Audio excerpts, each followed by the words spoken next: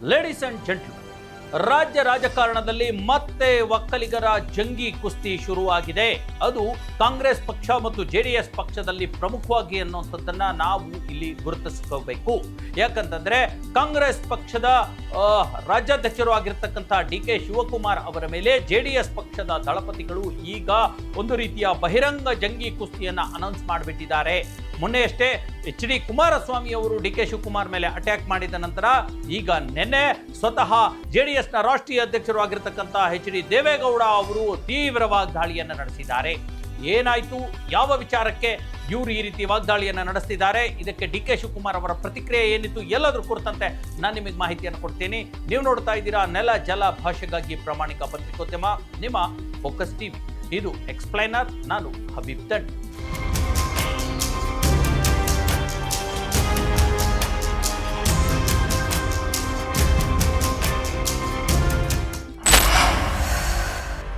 S ವೀಕ್ಷಕರೇ, ಕೇವಲ 2-3 ದಿನಗಳ ಮಾತು.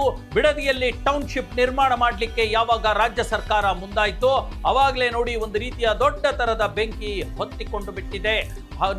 ಹೇಳಿ ಕೇಳಿ ಈ ರಾಮನಗರ ಜಿಲ್ಲೆ ಇದೆಯಲ್ಲ, ಅದು ಈಗ ಬೆಂಗಳೂರು ದಕ್ಷಿಣ ಜಿಲ್ಲೆಯಾಗಿ ಮಾರ್ಪಟ್ಟಿದೆ. ಈಗ ಇರ್ತಕ್ಕಂಥ ಏನು ಶುರುವಾಗಿದೆಯಲ್ಲ ಕಾಂಗ್ರೆಸ್ ಮತ್ತು ಜೆಡಿಎಸ್ ನಾಯಕನ ನಡುವಿನ ಹಗ್ಗ ಜಗ್ಗಾಟ, ಗುದ್ದಾಟ, ಅದಕ್ಕೆ ಮೂಲ ಕಾರಣವೂ ಇದೆ. ಬೆಂಗಳೂರು ಈ ಹಿಂದೆ ಬೆಂಗಳೂರು ಗ್ರಾಮಾಂತರ, ರಾಮನಗರ ಈ ಹಿಂದೆ ಬೆಂಗಳೂರು ಗ್ರಾಮಾಂತರ ಜಿಲ್ಲೆಯಲ್ಲಿತ್ತು. ಈಗ ಅದನ್ನ ಕೆಲವು ವರ್ಷಗಳ ಹಿಂದೆ ಎಚ್.ಡಿ. ಕುಮಾರಸ್ವಾಮಿ ಅವರು ರಾಮನಗರ ಜಿಲ್ಲೆ ಅಂತಂದೇಳಿ ಡಿವೈಡ್ ಮಾಡಿದ್ರು. ಅದಾದ ನಂತರ ಈಗ ರಾಮನಗರ ಜಿಲ್ಲೆಯವರೇ ಆಗಿರ್ತಕ್ಕಂಥ ಡಿ.ಕೆ. ಶಿವಕುಮಾರ್ ಅವರು ತಮ್ಮ ಹಿತಾಸಕ್ತಿಯಿಂದ ಅದನ್ನು ಬೆಂಗಳೂರು ದಕ್ಷಿಣ ಜಿಲ್ಲೆ ಅಂತಂದೇಳಿ ಮರುನಾಮಕರಣ ಮಾಡಿದ್ರು. ಆಯ್ತಾ, ಈ ಹಿನ್ನೆಲೆಯಲ್ಲಿ ಬೆಂಗಳೂರಿನ ಕೂಗಳತೆ ದೂರದಲ್ಲೇ ಇರತಕ್ಕಂಥ ಬಿಡದಿ ಬಳಿ ಟೌನ್ಶಿಪ್ ನಿರ್ಮಾಣಕ್ಕೆ ಈಗ ರಾಜ್ಯ ಸರ್ಕಾರ ಮುಂದಾಗಿರ್ತಕ್ಕಂಥದ್ದು. ಅಲ್ಲಿರ್ತಕ್ಕಂಥ ರೈತರ ಜಮೀನನ್ನ ವಶಪಡಿಸಿಕೊಳ್ಳಲಾಗುತ್ತೆ ಅನ್ನುವಂಥ ಒಂದು ಮಾತುಕತೆಗಳು ಕೂಡ ಕೇಳಿ ಬರ್ತಾ ಇವೆ. ಈ ಕುರಿತಂತೆ ಈಗಾಗಲೇ ಎಚ್.ಡಿ. ಕುಮಾರಸ್ವಾಮಿ ತೀವ್ರ ರೀತಿಯ ವಾಗ್ದಾಳಿಯನ್ನ ಡಿ.ಕೆ. ಶಿವಕುಮಾರ್ ಅವರ ಮೇಲೆ ಮಾಡಿದ್ರು.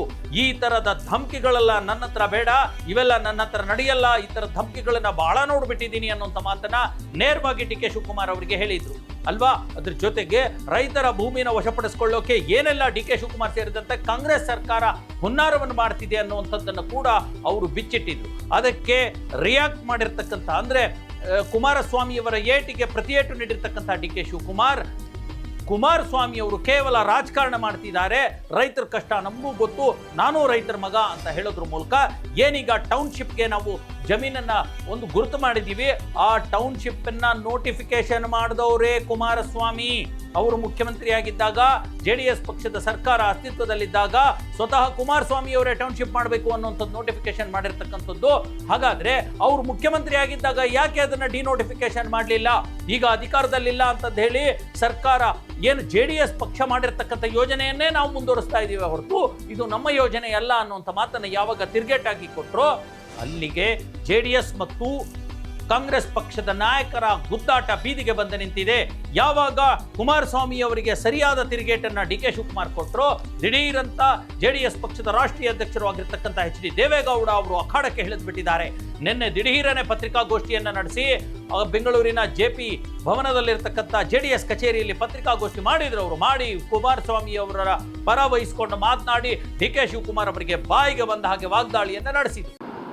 ಅವ್ರಿಗೆ ಈ ಬೆಂಗಳೂರಿನ 5 ಭಾಗಗಳಾಗಿ ಮಾಡಿದ್ದಾರಲ್ಲ,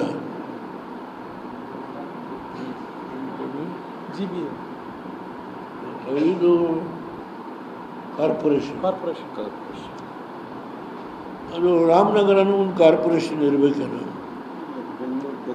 ಅದನ್ನೆಲ್ಲ ಹೊಣೆಗಾರಿಕೆ ನಮ್ಮ ರಾಷ್ಟ್ರೀಯ ಪಕ್ಷದ ಅಧ್ಯಕ್ಷರು, ಬೆಂಗಳೂರು ಡೆವಲಪ್ಮೆಂಟ್ ಅಥಾರಿಟಿ ಅಧ್ಯಕ್ಷರು, BDA ಎಲ್ಲ ಅವ್ರದ್ದೇ. ಡಿ.ಕೆ. ಶಿವಕುಮಾರ್ ಅವರ ಹೆಸರನ್ನು ಅವರು ತೆಗೆದುಕೊಳ್ಳಿಲ್ಲ.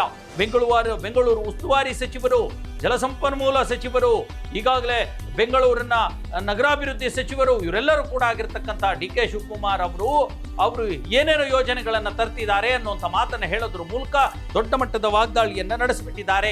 ಜೊತೆಗೆ ಒಂದು ಸ್ಪಷ್ಟನೆಯನ್ನು ಕೊಟ್ಟಿದ್ದಾರೆ. ಡಿನೋಟಿಫಿಕೇಶನ್ ಮಾಡಲಿಲ್ಲ.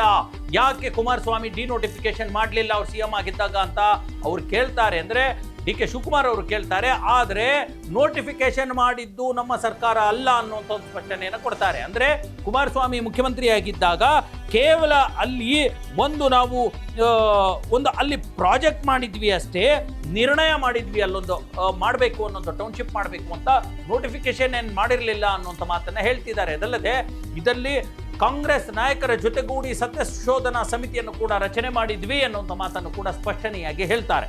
ಇದಲ್ಲದೆ ಡಿ.ಕೆ. ಶಿವಕುಮಾರ್ ಮೇಲೆ ತೀವ್ರ ರೀತಿಯ ಅಟ್ಯಾಕ್ ಅನ್ನು ಕೂಡ ಮಾಡ್ತಾ ಇರ್ತಕ್ಕಂಥದ್ದು. ಹಾಗಾಗಿ ಡಿ.ಕೆ. ಶಿವಕುಮಾರ್ ಅವರು CM ಆಗಬೇಕು ಅಂತಂದೇಳಿ ಏನು ಪರದಾಟ ಪಡ್ತಾ ಇದ್ದಾರೆ, ಆಮೇಲೆ ಎಷ್ಟೆಲ್ಲ ನಾಟಕಗಳನ್ನ ಮಾಡ್ತಿದ್ದಾರೆ, ಅವೆಲ್ಲವನ್ನು ಕೂಡ ಆ ಮನೋರಂಜನೆಯನ್ನ ನಾವು ಮನೆಯಲ್ಲೇ ಕೂತ್ಕೊಂಡು ನೋಡ್ತಿದೀವಿ ಅನ್ನೋಂಥ ಮಾತನ್ನ ಎಚ್.ಡಿ. ದೇವೇಗೌಡರು ಹೇಳ್ತಿದ್ದಾರೆ.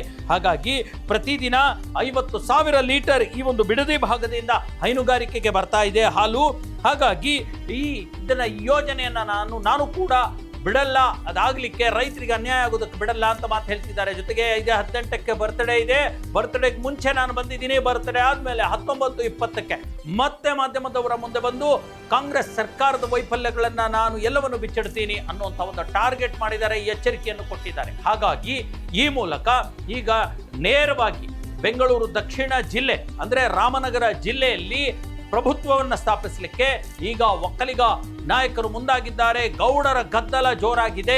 ಅದರಲ್ಲೂ ಒಕ್ಕಲಿಗರ ಗೌಡರ ಒಂದು ಪಾರುಪತ್ಯವನ್ನ ಗಳಿಸ್ಕೊಳ್ಳಿಕ್ಕೆ, ಪಾಳಗಾರಿಕೆಯನ್ನ ಗಳಿಸ್ಕೊಳ್ಳಿಕ್ಕೆ ಈಗ ಡಿ.ಕೆ. ಶಿವಕುಮಾರ್ ಮತ್ತು ಎಚ್.ಡಿ. ಕುಮಾರಸ್ವಾಮಿ ಶತಾಯಗತಾಯ ಒಂದು ಜಿದ್ದಾಜಿದ್ದಿಗೆ ಬಿದ್ದಿರ್ತಕ್ಕಂಥದ್ದು. ಯಾವುದೇ ಕಾರಣಕ್ಕೆ ಬಿಡದಿಯಲ್ಲಿ ಟೌನ್ಶಿಪ್ ಮಾಡಲೇಬಾರದು ಅನ್ನುವಂಥದ್ದು JDS ಮತ್ತು ಎಚ್.ಡಿ. ಕುಮಾರಸ್ವಾಮಿ, ಎಚ್.ಡಿ. ದೇವೇಗೌಡ ಅವರ ನಿಲುವಾದ್ರೆ, ಅವ್ರು ಏನಾದರೂ ಮಾಡಲಿ, ನಾನು ರೈತರ ಹತ್ರ ಹೋಗ್ತೀನಿ, ರೈತರು ನನಗೆ ಶರ್ಟ್ ಹರಿಬಹುದು, ನನಗೆ ಬೈಬಹುದು, ಕಲ್ ತಗೊಂಡು ಹೊಡಿಬಹುದು, ಆದರೂ ಅವ್ರು ಮನವೊಲಿಸ್ತೀನಿ, ನಾನಲ್ಲಿ ಟೌನ್ಶಿಪ್ ಅನ್ನ ಅಥವಾ ಯೋಜನೆಯನ್ನ ಮಾಡೇ ಸಿದ್ಧ ಅನ್ನುವಂಥ ಮಾತನ್ನ ಡಿ.ಕೆ. ಶಿವಕುಮಾರ್ ಹೇಳಿದ್ದಾರೆ. ಹಾಗಾಗಿ ಈ ಒಂದು ಜಂಗಿ ಕುಸ್ತಿ ಇದೆಯಲ್ಲ, ಬೀದಿಗೆ ಬಿದ್ದಿರ್ತಕ್ಕಂಥ ಗೌಡ ನಾಯಕರ ಒಕ್ಕಲಿಗರ ಜಂಗಿ ಕುಸ್ತಿ ಇದೆಯಲ್ಲ, ಇದು ಇಲ್ಲಿಗೆ ಮುಗಿಯಲ್ಲ. ಇದು 2028ರ ಎಲೆಕ್ಷನ್ನ ಮೇನ್ ಅಜೆಂಡಾ ಕೂಡ ಆಗಬಹುದು.